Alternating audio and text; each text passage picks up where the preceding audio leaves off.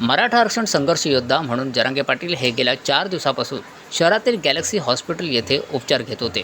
आज त्यांची प्रकृती ठीक असल्यामुळे त्यांना डिस्चार्ज देण्यात आल्याची माहिती डॉक्टर विनोद तावरे यांनी दिली आहे.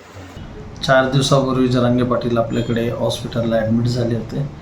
तब्येतीमध्ये सुधारणा नक्कीच आहे, पण त्यांना आम्ही आणखीनही बेड रेस्ट आणि ॲडमिशन ॲडवाईस केलेले आहे. पण त्यांचे काही दौरे असल्याकारणाने पुढचे 3-4 दिवस त्यांनी डिस्चार्ज घेतला आहे आणि आम्ही त्यांना आणखीनही बेड रेस्टच ॲडवाईस करतो. 4 दिवस ते आपल्याकडे ॲडमिट होते. पहिल्या दिवशी आले तेव्हा त्यांना चक्कर येणे, ताप, खोकला, विकनेस हे सगळ्या कंप्लेंट्स होत्या.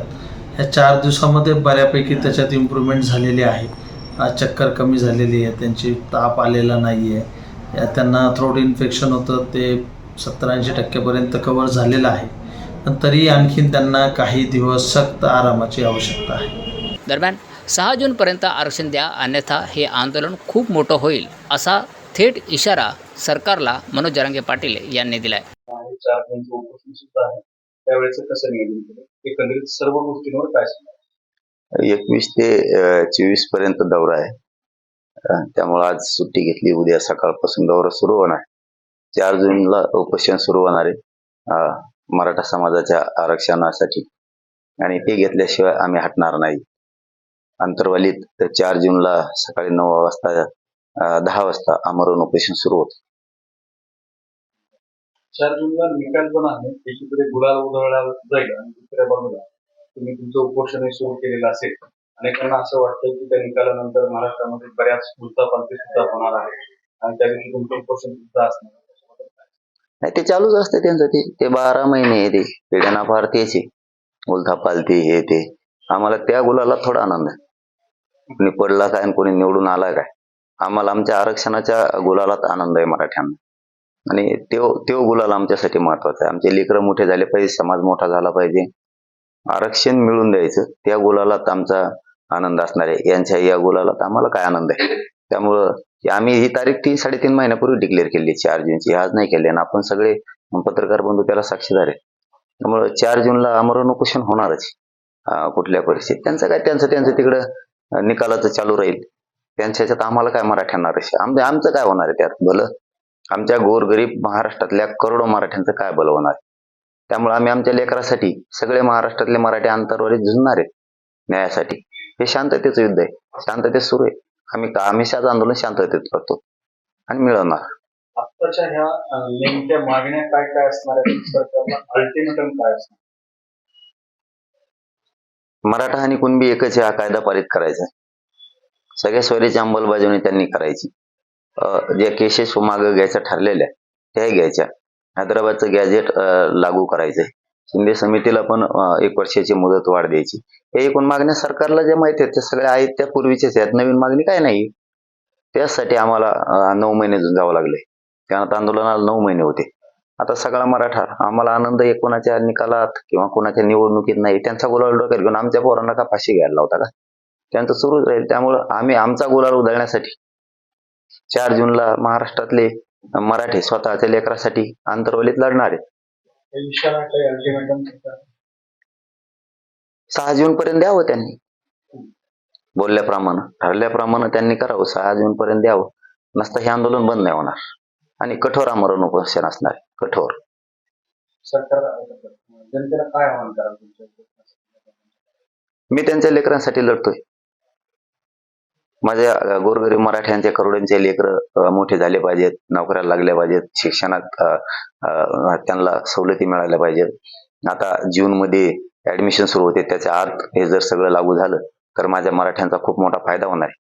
म्हणून महाराष्ट्रातल्या मराठा समाजाला हेच आव्हान आहे की आपल्या लेकरासाठी वेळ द्यायचं, शिकायचंय. हे काय येते जाते निवडणूक येत्या जात्या, कुणी पडन निवडून आपल्याला त्यात काय रस नाही आणि त्याच्यात कुणी इंटरेस्ट घेऊ नका. मागही समाजाने घेतलेलं नाही, इथून पुढे पण घेऊ नका. आपलं आरक्षणाचं बघा. आपल्या आईबापाचं स्वप्न असतं आपलं लेकरू मोठं झालं पाहिजे. ते स्वप्न पूर्ण करण्यासाठी 4 जूनला अंतर्वाली सराटीत आमरण उपोषण आहे. आपल्या मराठ्यांनी सगळी तिथं शक्ती वापरावी. मला पाठबळ सगळ्यांनी आशीर्वाद द्यावं. आपले लेकर आपल्याला मोठे करायचे, त्याच्याकडे सगळ्यांनी ध्यान द्यायचं. बाकीच्या गोष्टीकडे 0 लक्ष द्यायचं. बाकीच्या गोष्टीला महत्व द्यायचं नाही. सगळ्यांनी राज्यात शांतता राहायचं, शांततेत हे करायचं. या राज्यात कुठेही शक्यतो आंदोलनाचा प्रोग्राम दिलेला नाहीये. सगळे अंतर्वलीतच बहुतेक येणार आहेत आम्हाला पाठबळ आणि आशीर्वाद द्यायला. आपण एका जागेवरून सगळं मिळू समाजाला आपल्या. त्यामुळे बाकीच्या गोष्टीत आता लक्षच घालायचं नाही. कुठल्या कोणाचं काय ताणतणाव असो, कोणाचा काय असो, लक्ष द्यायचं नाही. हे जर आपल्यावर होणारा अन्याय जर बंद करायचा असला, आपल्याला आरक्षण घेणं गरजेचं आहे आणि सत्ता पण हस्तगत करणं गरजेचं आहे. काय केलं जातोय असं बोललं जाते, त्या संदर्भात काय? नाही तर ते होणारच ना. मी सांगितलं ना आत्ताच, इकडं फक्त मीडियात बोलायचं आम्ही जातीवाद करत नाही, आणि तिकडून जातीला थांबवायचं नाही, आणि सगळे त्यांचेच अधिकारी त्यांनाही थांबवायचं नाही, त्यांच्या लोकांना बी थांबवायचं नाही. फक्त म्हणायचं इकडं आम्ही जातीवाद करत नाही, म्हणजे लोक मोकळे सोडायचे, आणि इकडून फक्त म्हणायचं गोड बोलल्यासारखं. जर खरंच जातीय तणाव होऊ द्यायचा नसला, खरंच जातीवाद करायचा नसला, तर माणूस सरळ सांगतो ना, शांत राहा सगळ्यांनी, आणि म्हणतच नाही. त्याचा अर्थ तवाच लोकांना कळतो. पण मराठा समाजाला एक विनंती माझी, तुम्ही शांत राहा, करू द्या काय करायचं, पण याचा अर्थ असा नाही तुमच्यावर जरी बेतली घातपात तुमचा होऊ नये, बेसावं सुद्धा राहू नका. तुमचं स्वसंरक्षण करा, तुमचं सुद्धा तुम्ही स्वतः स्वसंरक्षण करा.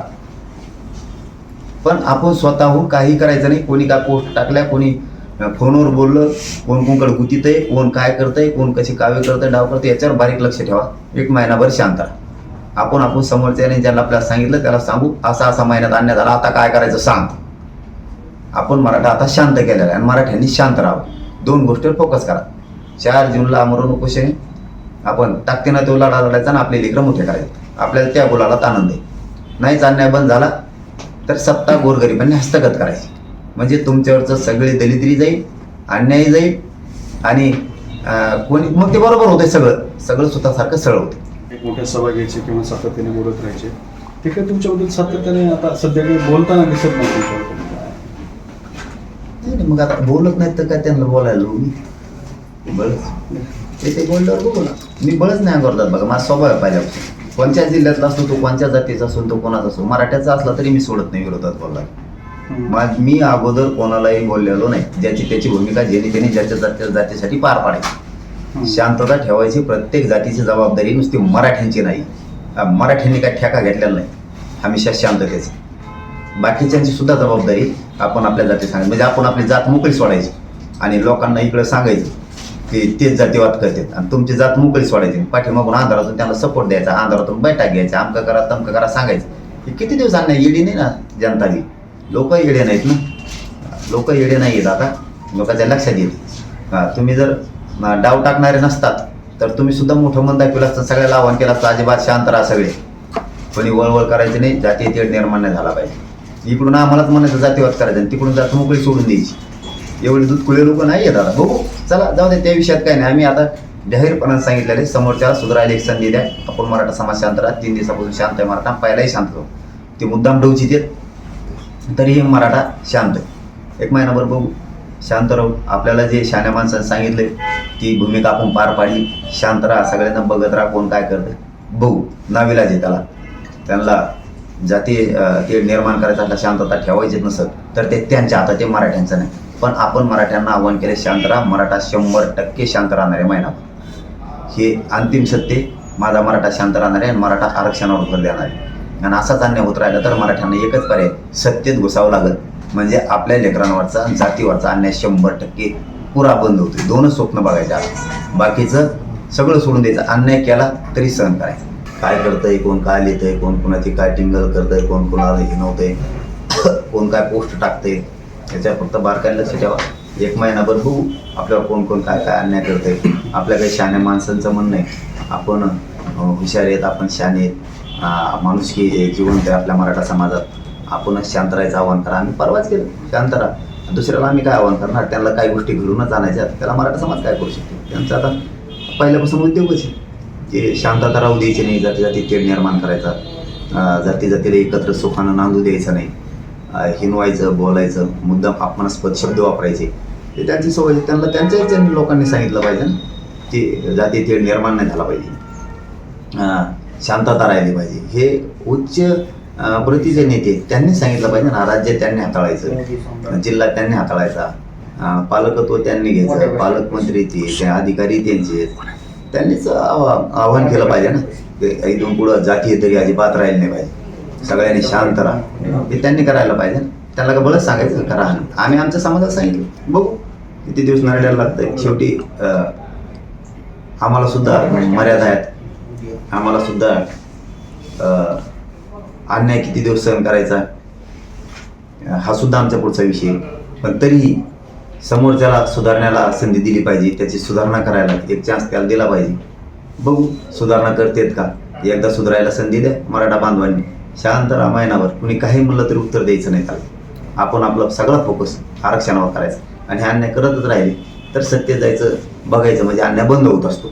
आपलं दोनच डोके लावायचे सध्या मराठा समाजानं सगळ्या राज्यातल्या, बीडसह सगळ्याच राज्यातल्या, की आपलं आरक्षणापासून ते हटू द्यायचं नाही, आपल्याला आरक्षण मिळवायचं हे फायनल.